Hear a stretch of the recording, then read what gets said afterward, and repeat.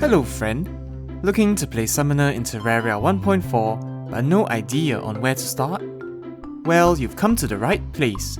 Welcome to Zuzucorn's Summoner Progression Guide in 10 minutes, where I show you a recommended gear and boss progression, so that you can have a smooth journey of your own. I'm Zuzucorn and I aim to entertain you, encourage you, and offer you a place to call home. So subscribe now and join the Zuzucorn family. Before we begin, I want to mention that there's no sole way of playing Terraria. I'm simply recommending what I think gives you the smoothest experience. Summoner has lots of choices when it comes to build, so feel free to use whatever you like. This video summarizes the entire game, but if you need detailed tips and advice, check out my Summoner Progression Guide, which is what this video is based on. I don't cover the Tavern Keep weapons because I personally don't like them, but do use them if you wish. I also left out summons that need lots of farming, like the Blade Staff, so even though it's an amazing summon, not everyone might want to farm for it. So let's go. As always, start off by cutting trees and building a house for NPCs to move in. If you started a journey mode character, you start with a Finch Staff, which honestly isn't that good. Otherwise, you can also try finding one in Living Wood chests. You can go for this staff or the Slime Staff, but I recommend skipping both these summons and going straight for your first whip, which is a new summoner weapon in Terraria 1.4. Personally, I recommend going straight for the Snapthorn, which is the best whip pre-hard mode.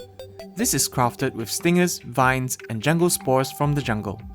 It might be hard to brave the jungle at the start, but this whip is well worth it, and you don't have to depend on your lousy starting summons.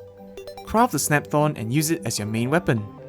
Explore the underground for life crystals to increase your maximum health to a cap of 400. Get stronger ores for basic armor. I recommend crafting gold or platinum armor. Enter the Crimson or Corruption and break Shadow Orbs or Crimson Hearts. After breaking 2 of them, build a proper arena. Check out the full series for a detailed guide. Break the 3rd orb and take down the Brain of Cthulhu or the Eater of Worlds. All you need to do is break a few segments or defeat a few creepers. The segments and creepers drop pieces of loot for the Nightmare Pickaxe, so if you can't defeat it fully, it's okay. You only need 6 shadow scales or tissue samples. If you can take it down, then good for you. Make the Nightmare Pickaxe and Obsidian Skin Potions using herbs and obsidian. Obsidian is obtained when water meets lava, so just direct water into a lava pool and mine away. Consume the Obsidian Skin Potion and dive into lava in the underworld to collect Hellstone. Grab a Hellforge as well.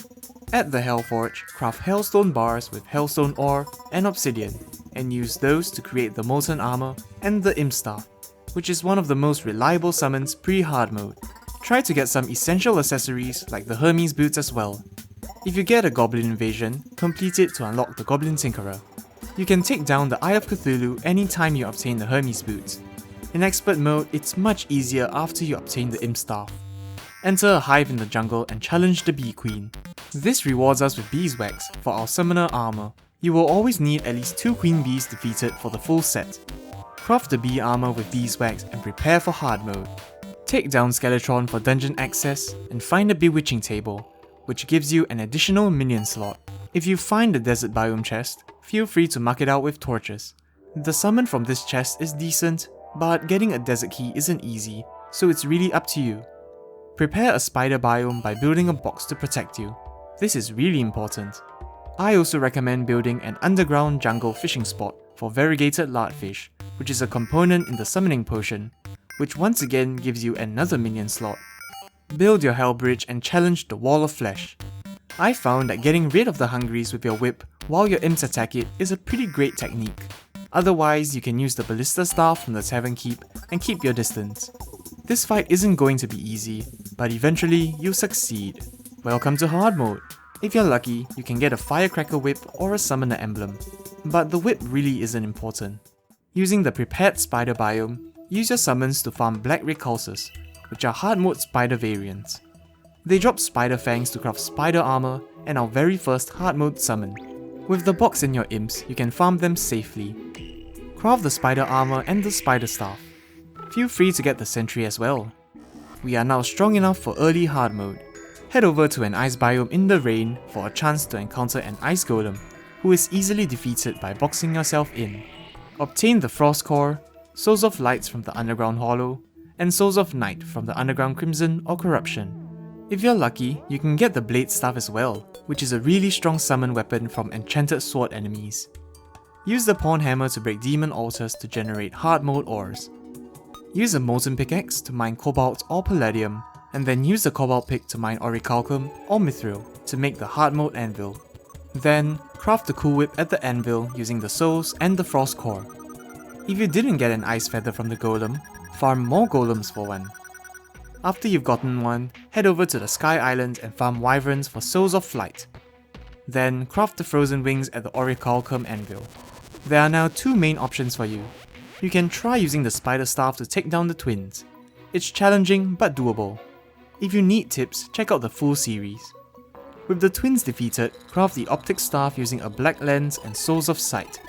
This gives you mini twins, which are good for the Destroyer. Your other choice is to farm the Dread Nautilus during a Blood Moon, which is done easily if you follow this method over here. This rewards you with the Sanguine Staff, one of the strongest and most reliable summons in hard mode. Using the Sanguine Staff will allow you to defeat the twins pretty easily. If you wish, you can also set up an AFK Desert Key farm to get the Desert Biome Key. Take down the Destroyer using the Optic Staff. Craft the Durandal if you want, which is a whip made from hollowed bars that gives you an attack speed boost.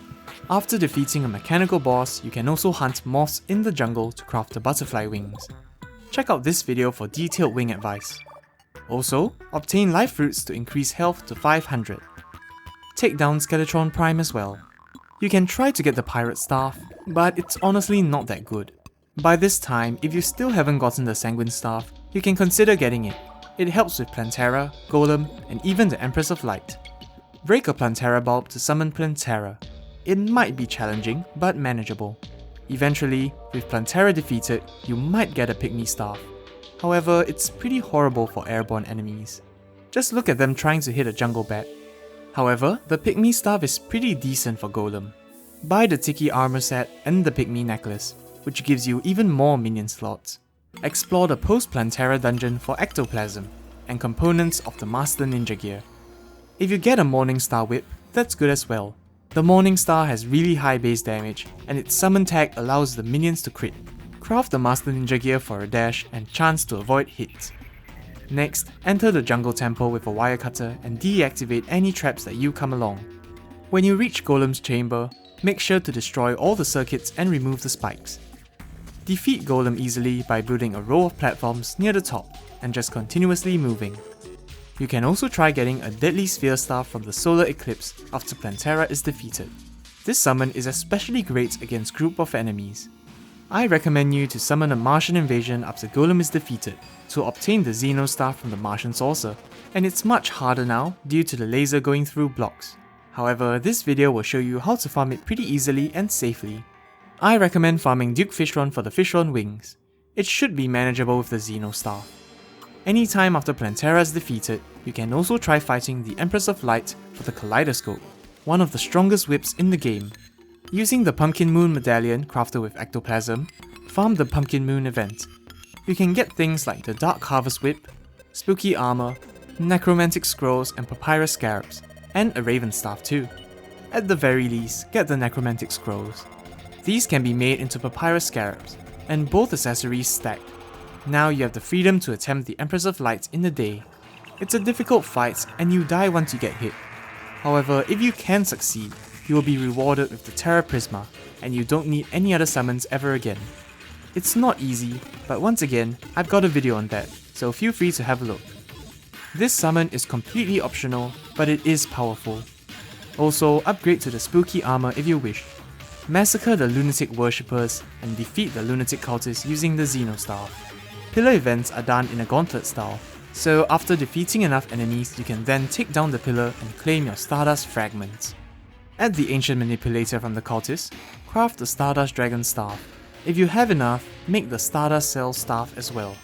The Stardust Cell is basically a Xeno Staff upgrade, while the Dragon is a monster with its high damage. I recommend using a mix of both for the other pillars.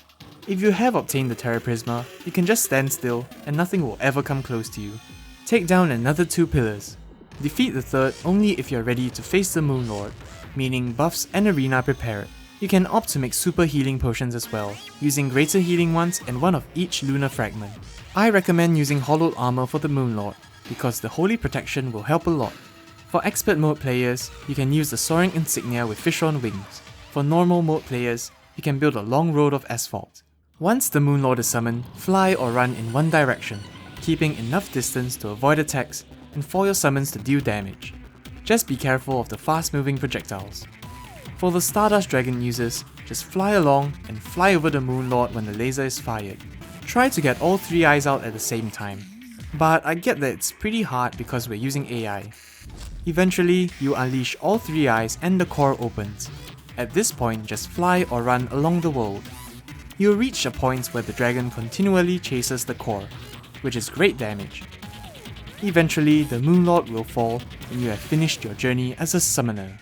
For Terra Prisma users, it's mostly the same, but it deals extremely high damage to one eye and usually ignores the middle one. I recommend getting one eye out first.